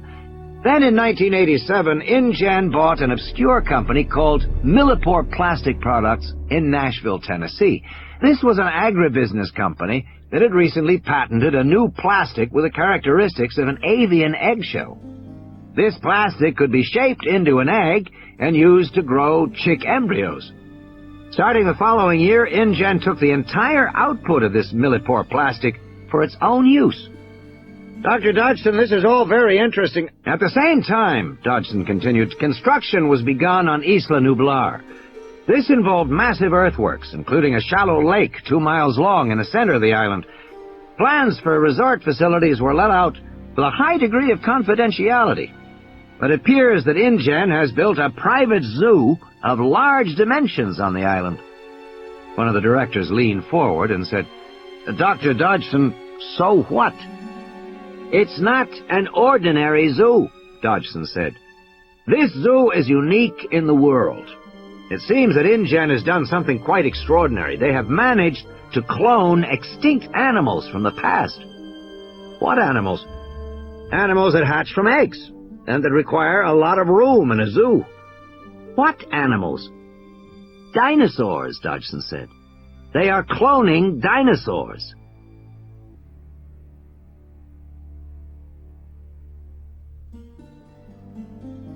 The consternation that followed was entirely misplaced, in Dodgson's view. The trouble with money men was that they didn't keep up. They had invested in a field, but they didn't know what was possible. In fact, there had been discussion of cloning dinosaurs in the technical literature as far back as 1982. With each passing year, the manipulation of DNA had grown easier. Genetic material had already been extracted from Egyptian mummies, and from the hide of a quagga, a zebra-like African animal that had become extinct in the 1880s. By 1985, it seemed possible that quagga DNA might be reconstituted and a new animal grown. If so, it would be the first creature brought back from extinction solely by reconstruction of its DNA. If that was possible, what else was also possible? The mastodon? The saber-toothed tiger? The dodo? Or even a dinosaur? Of course, no dinosaur DNA was known to exist anywhere in the world, but by grinding up large quantities of dinosaur bones, it might be possible to extract fragments of DNA. Formerly, it was thought that fossilization eliminated all DNA. Now, that was recognized as untrue. If enough DNA fragments were recovered, it might be possible to clone a living animal. Back in 1982, the technical problems had seemed daunting, but there was no theoretical barrier. It was merely difficult, expensive, and unlikely to work, yet it was certainly possible, if anyone cared to try. InGen had apparently decided to try. "What they have done," Dodgson said, "is build the greatest single tourist attraction in the history of the world. As you know, zoos are extremely popular. Last year, more Americans visited zoos than all professional baseball and football games combined. And the Japanese love zoos. There are 50 zoos in Japan and more being built. And for this zoo, InGen can charge whatever they want, $2,000 a day, $10,000 a day. And then there is the merchandising, the picture books, T-shirts, video games, caps, stuffed toys, comic books, and pets." "Pets?" "Of course. If InGen can make life-size dinosaurs, they can also make pygmy dinosaurs as household pets. What child won't want a little dinosaur as a pet, a little patented animal for their very own? InGen will sell millions of them. And InGen will engineer them so that these pet dinosaurs can only eat InGen pet food." "Jesus," somebody said. "Exactly," Dodgson said. "The zoo is the centerpiece of an enormous enterprise." "You said these dinosaurs will be patented?" "Yes. Genetically engineered animals can now be patented. The Supreme Court ruled on that in favor of Harvard in 1987. InGen will own its dinosaurs, and no one else can legally make them." "Well, what prevents us from creating our own dinosaurs?" someone said. "Nothing, except that they have a 5-year start. It'll be almost impossible to catch up before the end of the century." He paused. "Of course, if we could obtain examples of their dinosaurs, we could reverse engineer them and make our own, with enough modifications in the DNA to evade their patents." "Can we obtain examples of their dinosaurs?" Dodgson paused. "I believe we can, yes." Somebody cleared his throat. "There wouldn't be anything illegal about it." "Oh, no," Dodgson said quickly, "nothing illegal. I'm talking about a legitimate source of their DNA, a disgruntled employee or some trash improperly disposed of, something like that." "Do you have a legitimate source, Dr. Dodgson?" "I do," Dodgson said. "But I'm afraid there is some urgency to the decision because InGen is experiencing a small crisis. and my source will have to act within the next 24 hours. A long silence descended over the room. The men looked at the secretary taking notes and the tape recorder on the table in front of her. I don't see the need for a formal resolution on this, Dodgson said. Just a sense of the room as to whether you feel I should proceed. Slowly the heads nodded. Nobody spoke. Nobody went on record. They just nodded silently. Thank you for coming, gentlemen, Dodgson said. I'll take it from here. Airport. Louis Dodgson entered the coffee shop in the departure building of the San Francisco airport and looked around quickly. His man was already there, waiting at the counter. Dodgson sat down next to him and placed the briefcase on the floor between them. "You're late, pal," the man said. He looked at the straw hat Dodgson was wearing and laughed. "What is this supposed to be, a disguise?" "You never know," Dodgson said, suppressing his anger. For 6 months, Dodgson had patiently cultivated this man, who had grown more obnoxious and arrogant with each meeting. But there was nothing Dodgson could do about that. Both men knew exactly what the stakes were. Bioengineered DNA was, weight for weight, the most valuable material in the world. A single microscopic bacterium too small to see with the naked eye, but containing the genes for a heart attack enzyme streptokinase, or for ice-minus, which prevented frost damage to crops, might be worth $5 billion to the right buyer. And that fact of life had created a bizarre new world of industrial espionage. Dodgson was especially skilled at it. In 1987, he convinced a disgruntled geneticist to quit CETUS for Biosyn and take 5 strains of engineered bacteria with her. The geneticist simply put a drop of each on the fingernails of one hand and walked out the door. But InGen presented a tougher challenge. Dodgson wanted more than bacterial DNA. He wanted frozen embryos. And he knew InGen guarded its embryos with the most elaborate security measures. To obtain them, he needed an InGen employee who had access to the embryos, who was willing to steal them, and who could defeat the security. Such a person was not easy to find. Dodgson had finally located a susceptible InGen employee earlier in the year. Although this particular person had no access to genetic material, Dodgson kept up the contact, meeting the man monthly at Carlos and Charlie's in Silicon Valley, helping him in small ways. And now that InGen was inviting contractors and advisors to visit the island, it was the moment that Dodgson had been waiting for, because it meant his man would have access to embryos. "Let's get down to it," the man said. "I've got 10 minutes before my flight." "You want to go over it again?" Dodgson said. "Hell no, Dr. Dodgson," the man said. "I want to see the damn money." Dodgson flipped the latch on the briefcase and opened it a few inches. The man glanced down casually. "That's all of it?" "That's half of it. $750,000. "Okay, fine." The man turned away, drank his coffee. "That's fine, Dr. Dodgson." Dodgson quickly locked the briefcase. "That's for all 15 species, you remember." "I remember. 15 species, frozen embryos. And how am I going to transport them?" Dodgson handed the man a large can of Gillette foamy shaving cream. "That's it?" "That's it." "They may check my luggage." Dodgson shrugged. "Press the top," he said. The man pressed it, and white shaving cream puffed into his hand. "Huh, not bad." He wiped the foam on the edge of his plate. "Not bad." "The can's a little heavier than usual, is all." Dodgson's technical team had been assembling it around the clock for the last 2 days. Quickly, he showed him how it worked. "How much coolant gas is inside?" "Enough for 36 hours. The embryos have to be back in San Jose by then." "That's up to your guy on the boat," the man said. "Better make sure he has a portable cooler on board." "I'll do that," Dodgson said. "And let's just review the bidding." "The deal is the same," Dodgson said. $50,000 on delivery of each embryo. If they're viable, an additional $50,000 each. "That's fine. Just make sure you have the boat waiting at the east dock of the island Friday night. Not the north dock, where the big supply boats arrive, the east dock. It's a small utility dock. You got that?" "I got it," Dodgson said. "When will you be back in San Jose?" Probably Sunday. The man pushed away from the counter. Dodgson fretted. You're sure you know how to work the... I know, the man said. Believe me, I know.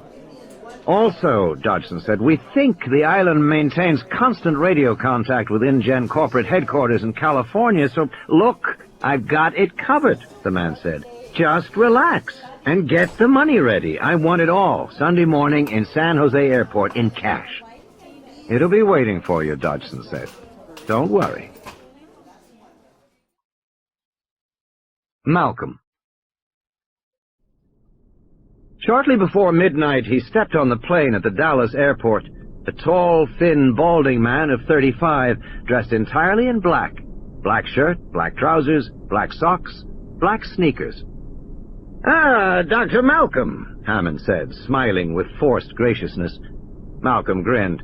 Hello, John. Yes, I'm afraid your old nemesis is here. Malcolm shook hands with everyone, saying quickly, Ian Malcolm, how do you do? I do maths. He struck Grant as being more amused by the outing than anything else. Certainly Grant recognized his name. Ian Malcolm was one of the most famous of the new generation of mathematicians who were openly interested in how the real world works. These scholars broke with the cloistered tradition of mathematics in several important ways. For one thing, they used computers constantly, a practice traditional mathematicians frowned on. For another, they worked almost exclusively with nonlinear equations in the emerging field called chaos theory. For a third, they appeared to care that their mathematics described something that actually existed in the real world. And finally, as if to emphasize their emergence from academia into the world, they dressed and spoke with what one senior mathematician called a deplorable excess of personality. In fact, they often behaved like rock stars. Malcolm sat in one of the padded chairs. The stewardess asked him if he wanted a drink. He said, Diet Coke, shaken, not stirred. Humid Dallas air drifted through the open door. Ellie said, Isn't it a little warm for black? You're extremely pretty, Dr. Sattler, he said. I could look at your legs all day. But no, as a matter of fact, black is an excellent color for heat. If you remember your black body radiation, black is actually best in heat. Efficient radiation. In any case, I wear only two colors, black and gray. Ellie was staring at him, her mouth open. These colors are appropriate for any occasion, Malcolm continued, and they go well together should I mistakenly put on a pair of gray socks with my black trousers. But don't you find it boring to wear only two colors? Not at all. I find it liberating. I believe my life has value, and I don't want to waste it thinking about clothing, Malcolm said. I don't want to think about what I will wear in the morning. Truly, can you imagine anything more boring than fashion? Professional sports, perhaps. Grown men swatting little balls while the rest of the world pays money to applaud. But on the whole, I find fashion even more tedious than sports. Dr. Malcolm, Hammond explained, is a man of strong opinions. And mad as a hatter, Malcolm said cheerfully. But you must admit, these are non-trivial issues. We live in a world of frightful givens. It is given that you will behave like this, given that you will care about that. No one thinks about the givens. Isn't it amazing? In the information society, nobody thinks. We expected to banish paper, but we actually banished thought. Hammond turned to Gennaro and raised his hands. You invited him. And a lucky thing, too, Malcolm said, because it sounds as if you have a serious problem. We have no problem, Hammond said quickly. I always maintained this island would be unworkable, Malcolm said. I predicted it from the beginning. He reached into a soft leather briefcase. And I trust by now we all know what the eventual outcome is going to be. You're going to have to shut the thing down. Shut it down? Hammond stood angrily. This is ridiculous. Malcolm shrugged, indifferent to Hammond's outburst. I brought copies of my original paper for you to look at, he said. The original consultancy paper I did for InGen. The mathematics are a bit sticky, but I can walk you through it. Are you leaving now? I have some phone calls to make, Hammond said, and went into the adjoining cabin. Well, it's a long flight, Malcolm said to the others. At least my paper will give you something to do. The plane flew through the night. Grant knew that Ian Malcolm had his share of detractors, and he could understand why some found his style too abrasive and his applications of chaos theory too glib. Grant thumbed through the paper, glancing at the equations. Gennaro said, "Your paper concludes that Hammond's Island is bound to fail?" "Correct." "Because of chaos theory?" "Correct. To be more precise, because of the behavior of the system in phase space." Gennaro tossed the paper aside and said, "Can you explain this in English?" "Surely," Malcolm said. "Let's see where we have to start. Do you know what a non-linear equation is?" "No." "Strange attractors?" "No." "All right," Malcolm said, "let's go back to the beginning." He paused, staring at the ceiling. "Physics has had great success at describing certain kinds of behavior. Planets in orbit, spacecraft going to the moon, pendulums and springs, and rolling balls, that sort of thing. The regular movement of objects. These are described by what are called linear equations, and mathematicians can solve those equations easily. We've been doing it for hundreds of years." "Okay," Gennaro said. "But there is another kind of behavior which physics handles badly. For example, anything to do with turbulence. Water coming out of a spout, air moving over an airplane wing, weather, blood flowing through the heart. Turbulent events are described by non-linear equations. They're hard to solve. In fact, they're usually impossible to solve. So, physics has never understood this whole class of events. Until about 10 years ago. The new theory that describes them is called chaos theory. Chaos theory originally grew out of attempts to make computer models of weather in the 1960s. Weather is a big, complicated system, namely the Earth's atmosphere as it interacts with the land and the sun. The behavior of this big, complicated system always defied understanding, so naturally we couldn't predict weather. But what the early researchers learned from computer models was that even if you could understand it, you still couldn't predict it. Weather prediction is absolutely impossible. The reason is that the behavior of the system is sensitively dependent on initial conditions. "You lost me," Gennaro said. "If I use a cannon to fire a shell of a certain weight, at a certain speed and a certain angle of inclination, and if I then fire a second shell with almost the same weight, speed, and angle, what will happen?" "The two shells will land at almost the same spot." "Right," Malcolm said. "That's linear dynamics." "Okay. But if I have a weather system that I start up with a certain temperature and a certain wind speed and a certain humidity, and if I then repeat it with almost the same temperature, wind, and humidity, the second system will not behave almost the same.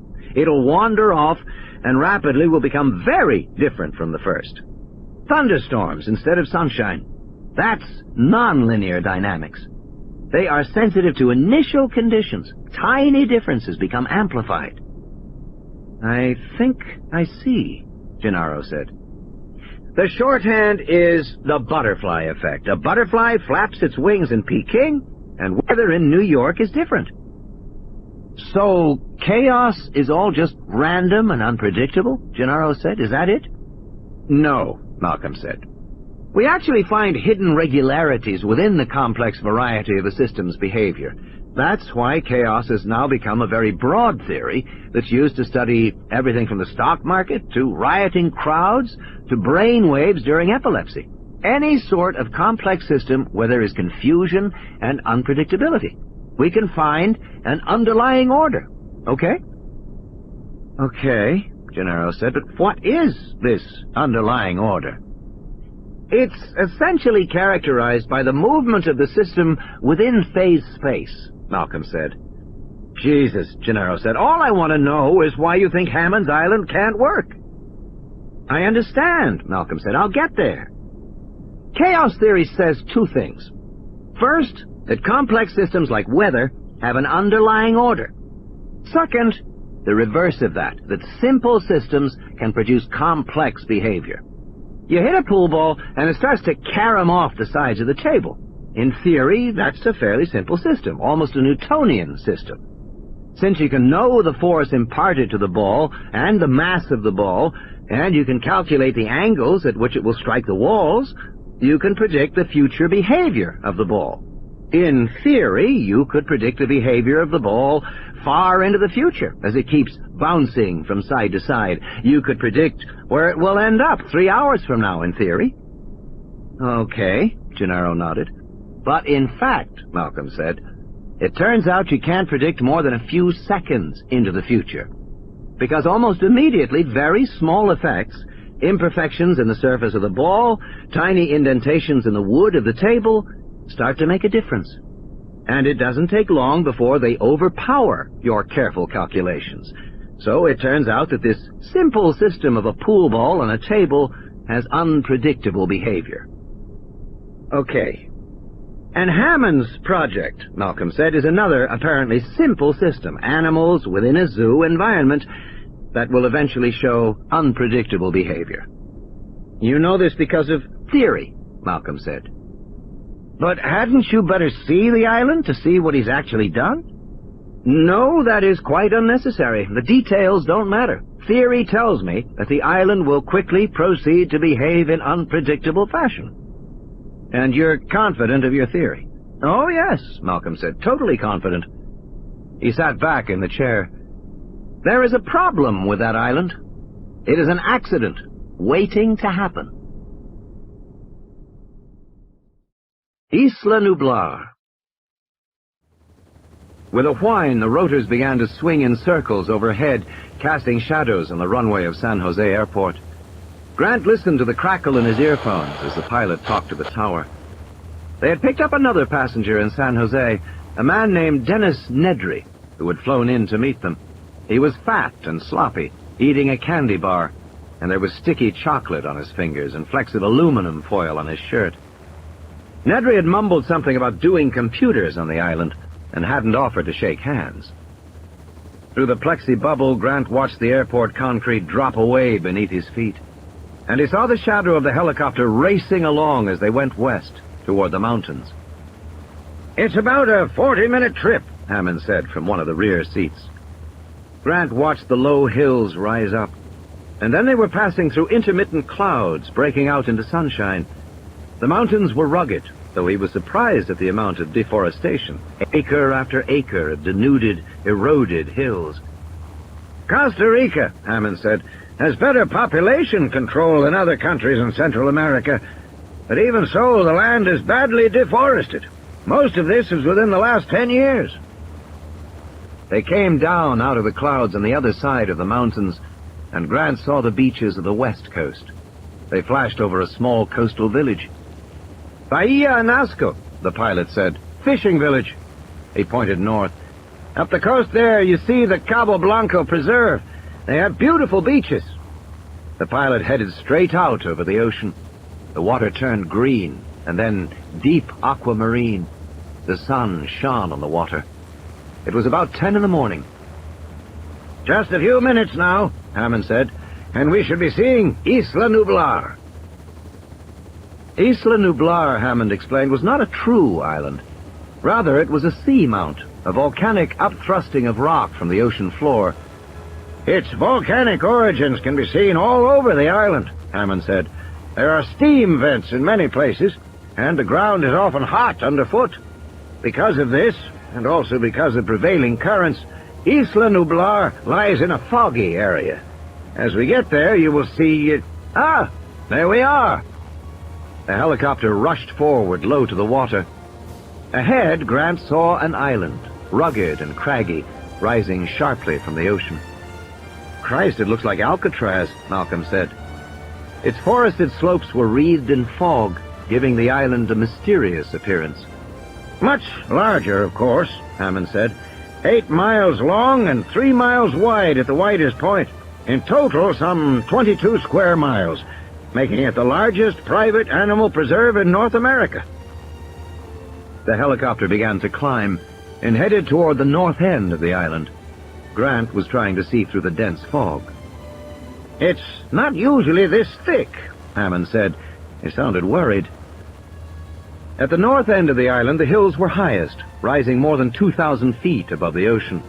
The tops of the hills were in fog, but Grant saw rugged cliffs and crashing ocean below. The helicopter climbed above the hills. Unfortunately, Hammond said, we have to land on the island. I don't like to do it because it disturbs the animals. And it's sometimes a bit thrilling. Hammond's voice cut off as the pilot said, Starting our descent now. Hang on, folks. The helicopter started down, and immediately they were blanketed in fog. Grant heard a repetitive electronic beeping through his earphones, but he could see nothing at all. Then he began dimly to discern the green branches of pine trees reaching through the mist. Some of the branches were close. How the hell is he doing this? Malcolm said, but nobody answered. The pilot swung his gaze left, then right, looking at the pine forest. The trees were still close. The helicopter descended rapidly. Jesus, Malcolm said. The beeping was louder. Grant looked at the pilot. He was concentrating. Grant glanced down and saw a giant, glowing fluorescent cross beneath the plexi bubble at his feet. There were flashing lights at the corners of the cross. The pilot corrected slightly and touched down on a helipad. The sound of the rotors faded and died. Grant sighed and released his seatbelt. We have to come down fast that way, Hammond said, because of the wind shear. There is often bad wind shear on this peak, and, well, we're safe. Someone was running up to the helicopter, a man with a baseball cap and red hair. He threw open the door and said cheerfully, Hi, I'm Ed Regis. Welcome to Isla Nublar, everybody. And watch your step, please. A narrow path wound down the hill. The air was chilly and damp. As they moved lower, the mist around them thinned, and Grant could see the landscape better. It looked, he thought, rather like the Pacific Northwest, the Olympic Peninsula. That's right, Regis said. Primary ecology is deciduous rainforest, rather different from the vegetation on the mainland, which is more classical rainforest. But this is a microclimate that only occurs at elevation. On the slopes of the northern hills, the majority of the island is tropical. Down below, they could see the white roofs of large buildings nestled among the planting. Grant was surprised. The construction was elaborate. They moved lower out of the mist, and now he could see the full extent of the island stretching away to the south. As Regis had said, it was mostly covered in tropical forest. To the south, rising above the palm trees, Grant saw a single trunk with no leaves at all, just a big curving stump.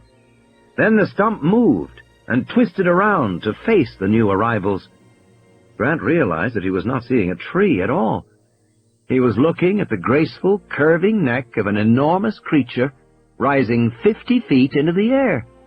He was looking at a dinosaur. Welcome. My God, Ellie said softly. They were all staring at the animal above the trees. My God. Her first thought was that the dinosaur was extraordinarily beautiful. Books portrayed them as oversized, dumpy creatures, but this long-necked animal had a gracefulness, almost a dignity about its movements, and it was quick. There was nothing lumbering or dull in its behavior. The sauropod peered alertly at them and made a low trumpeting sound, rather like an elephant. A moment later, a second head rose above the foliage, and then a third, and a fourth. My God, Ellie said again. Gennaro was speechless. He had known all along what to expect. He had known about it for years, but he had somehow never believed it would happen. And now he was shocked into silence. The awesome power of the new genetic technology, which he had formerly considered to be just so many words in an overwrought sales pitch, the power suddenly became clear to him. These animals were so big. They were enormous, big as a house, and so many of them. Actual damn dinosaurs, just as real as you could want. Gennaro thought, we are going to make a fortune on this place, a fortune. He hoped to God the island was safe. Grant stood on the path on the side of the hill with a mist on his face, staring at the gray necks craning above the palms. He felt dizzy, as if the ground were sloping away too steeply. He had trouble getting his breath, because he was looking at something he had never expected to see in his life. Yet he was seeing it. The animals in the mist were perfect apatosaurs, medium-sized sauropods. His stunned mind made academic associations. North American herbivores, late Jurassic Horizon, commonly called brontosaurs, first discovered by E.D. Cope in Montana in 1876. Specimens associated with Morrison Formation strata in Colorado, Utah, and Oklahoma. Recently, Berman and McIntosh had reclassified it as a Diplodocus, based on skull appearance. Traditionally, Brontosaurus was thought to spend most of its time in shallow water, which would help support its large bulk. Although this animal was clearly not in the water, it was moving much too quickly, the head and neck shifting above the palms in a very active manner, a surprisingly active manner. Grant began to laugh. "What is it?" Hammond said, worried. "Is something wrong?" Grant just shook his head and continued to laugh. He couldn't tell them that what was funny was that he had seen the animal for only a few seconds, but he had already begun to accept it, and to use his observations to answer long-standing questions in the field. He was still laughing as he saw a fifth and a sixth neck crane up above the palm trees. The sauropods watched the people arrive. They reminded Grant of oversized giraffes. They had the same pleasant, rather stupid gaze. "I take it they're not animatronic," Malcolm said. "They're very lifelike." "Yes, they certainly are," Hammond said. "Well, they should be, shouldn't they?" From the distance they heard the trumpeting sound again. First one animal made it, and then the others joined in. "That's their call," Ed Regis said, "welcoming us to the island." Grant stood and listened for a moment, entranced. "You probably want to know what happens next," Hammond was saying, continuing down the path. "We've scheduled a complete tour of the facilities for you, and a trip to see the dinosaurs in the park later this afternoon. I'll be joining you for dinner, and we'll answer any remaining questions you may have then. Now, if you'll go with Mr. Regis." The group followed Ed Regis toward the nearest buildings. Over the path, a crude hand-painted sign read, "Welcome to Jurassic Park."